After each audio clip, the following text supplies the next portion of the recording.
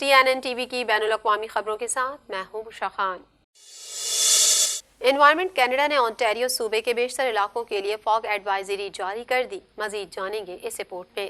Environment Canada نے Ontario صوبے کے بیشتر علاقوں کے لیے فاگ ایڈوائزری جاری کر دی۔ انوائرمنٹ کینیڈا کے ماہر موسمیات کرسمس کے موقع پر مسافروں کو سڑکوں پر سست رفتار اختیار کرنے کی تنبیہ کر رہے ہیں، کیونکہ صوبے میں شدید دھند کی وجہ سے حد نگاہ صفر ہو سکتی ہے۔ موسمیاتی ایجنسی نے جنوب مغرب میں ونڈسر سے شروع ہو کر شمال مشرق میں نیاگرا اور کوراتھا جھیلوں کے علاقوں تک صوبے کے بیشتر حصوں کے لیے دھند کی ایڈوائزریز جاری کی ہیں۔ انوائرمنٹ کینیڈا کی جانب سے کہا گیا ہے کہ دھند میں حد نگاہ صفر کے قریب رہنے یا کچھ علاقوں میں ہونے کی توقع ہے۔ پیر کی صبح تک حد نگاہ بہتر ہونے کی توقع ہے۔ کچھ مقامات پر حد نگاہ کم ہونے کی وجہ سے سفر کے خطرناک ہونے کی توقع ہے۔ اگر ڈرائیونگ کے دوران موریت کم ہو جائے تو اپنی لائٹس آن کریں اور محفوظ فاصلہ برقرار رکھیں۔ شہری انوائرمنٹ کینیڈا کی طرف سے جاری کردہ الرٹس اور پیشن گوئیوں کی نگرانی جاری رکھیں۔ ماہرین موسمیات کا کہنا ہے کہ فضا کی نچلی سطح میں پھنسی ہوئی نمی ابر آلود حالات اور حد نگاہ کم ہونے کا سبب بن رہی ہے۔ ماحولیات کینیڈا کا کہنا ہے کہ سرد موسم میں دھند غیر معمولی نہیں ہے۔ اونٹاریو کے باسی بھی کرسمس کی شام اور کرسمس کے دن اوسط سے زیادہ لیکن ریکارڈ توڑ درجہ حرارت دیکھنے کی توقع کر سکتے ہیں۔ کینیڈا کے وزیر اعظم جسٹن ٹروڈو کا کہنا ہے کہ کینیڈین اس کرسمس میں ہمارے اختلافات میں طاقت تلاش کریں۔ مزید تفصیلات اس رپورٹ میں۔ کینیڈا کے وزیر اعظم جسٹن ٹروڈو کا کہنا ہے کہ کینیڈین اس کرسمس میں ہمارے اختلافات میں طاقت تلاش کریں۔ کرسمس کے اپنے سالانہ خطاب میں ٹروڈو نے کینیڈین سے مطالبہ کیا کہ وہ اپنے پڑوسیوں سے پیار کریں جیسا کہ ہم خود سے پیار کرتے ہیں اور ان لوگوں کی مدد کریں جو مشکل وقت میں گزرے ہیں۔ ٹروڈو نے زور دیا کہ آئیے ان لوگوں کے ساتھ موسم کی گرم جوشی کا اشتراک کریں جو اس سال چھٹیاں اکیلے گزار رہے ہیں۔ انہوں نے کہا کہ جہاں مسیحی یسوع مسیح کی پیدائش کا جشن منا کر مذہبی تہوار مناتے ہیں، ہمدردی، مہربانی اور امید کی اقدار سب کے لیے ہیں۔ ٹروڈو نے فوج کے ارکان، فرسٹ رسپونڈرز اور رضاکاروں کا شکریہ ادا کیا جو کسی اور کی تعطیلات کو بہتر بنانے کے لیے اپنا وقت دیتے ہیں، یہ کہتے ہوئے کہ وہ ابدی پیغام اور لازوال سچائی کو مجسم کرتے ہیں جسے حاصل کرنے سے زیادہ دینا زیادہ خوش آئند ہے۔ انہوں نے کینیڈینوں سے نئے سال میں تعطیلات کے جذبے کو لانے اور کمیونٹیز، ملک اور دنیا کو 2024 میں سب کے لیے ایک روشن جگہ بنانے کے طریقے تلاش کرنے کا مطالبہ کیا۔ کینیڈا میں ماہرین سال 2024 میں مہنگائی کم ہونے کے لیے پر امید ہیں۔ مزید جان لیتے ہیں اس رپورٹ میں۔ مزید کینیڈین 2024 میں بلند شرح کو محسوس کریں گے جس سے مہنگائی کم ہو جائے گی۔ مہنگائی سے لڑنے والا ایک اور سال ختم ہونے پر بینک آف کینیڈا کی قیمتوں میں استحکام بحال کرنے کی جستجو 2024 میں ختم ہونے کی امید ہے۔ مرکزی بینک کی جانب سے شرح سود میں اضافے کا بالآخر نتیجہ برآمد ہو رہا ہے جس سے وہ آخری چند مہینوں میں اپنی اہم شرح سود کو 5% پر برقرار رکھ سکتا ہے۔ قرض لینے کے زیادہ اخراجات کاروباری سرمایہ کاری اور صارفین کے اخراجات میں کمی کا سبب بنے ہیں جس سے افراط زر کو کم کرنے کا راستہ بنایا گیا ہے۔ توقع ہے کہ معاشی سست روی 2024 کے وسط تک شرح سود میں کمی کی بنیاد رکھے گی جو افراط زر کے خلاف جنگ میں ایک اہم موڑ کا اشارہ دے گی۔ ماہرین معاشیات کا کہنا ہے کہ اگرچہ مرکزی بینک کے نرخوں میں اضافے نے افراط زر پر قابو پانے میں مدد کی ہے لیکن قیمتوں میں اضافے میں بہت زیادہ سست روی عالمی قیمت کے دباؤ میں نرمی سے بھی آئی ہے۔ ہم افراط زر کی شرح 3.1% کو دیکھ رہے ہیں جو ایک سال پہلے کے مقابلے میں اب بہت کم دباؤ کا شکار ہے۔ ماہرین کے مطابق قیمتوں میں استحکام بحال کرنا کینیڈینوں کے لیے خوش آئند خبر ہوگی، خاص طور پر کم آمدنی والے گھرانوں کو جو گروسری کے بلوں اور کرائے پر چڑھنے سے سب سے زیادہ متاثر ہوئے ہیں۔ لیکن کم و مستحکم افراط زر کی طرف واپس جانا بغیر کسی تکلیف کے نہیں آئے گا۔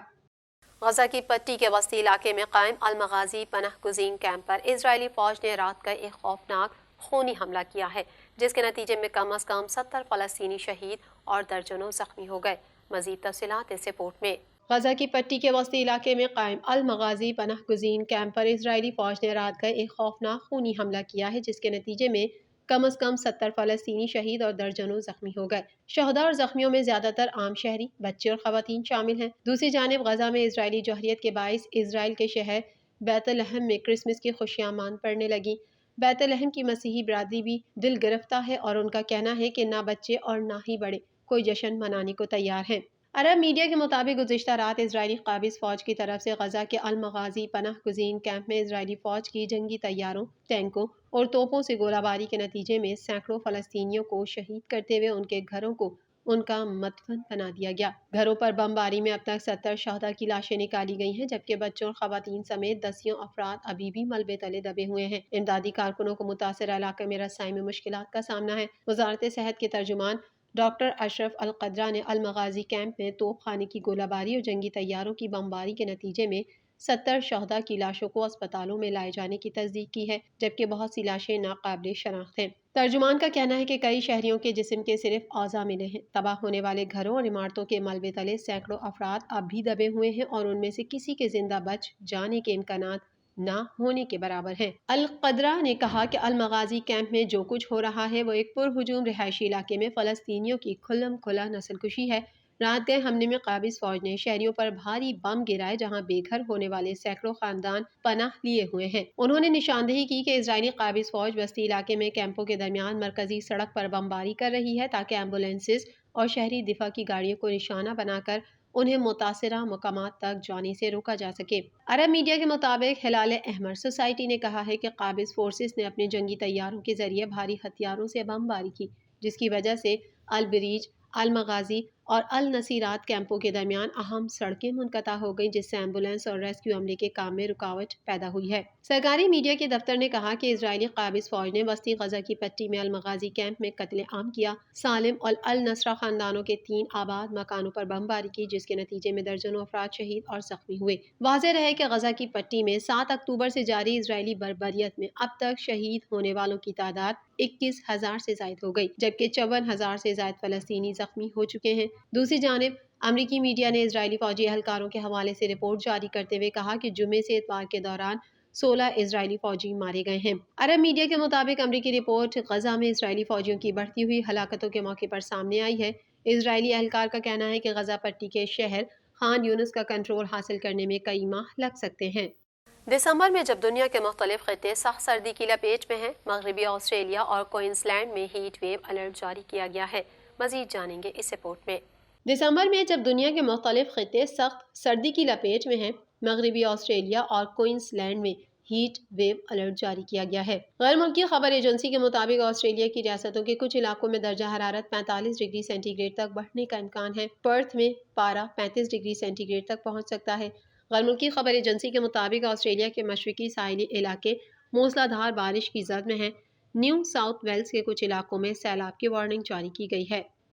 TNN ٹی وی کے نیوز بلیٹن میں فی الحال اتنا ہی۔ مزید خبروں اور اپڈیٹس کے لیے دیکھتے رہیے TNN ٹی وی۔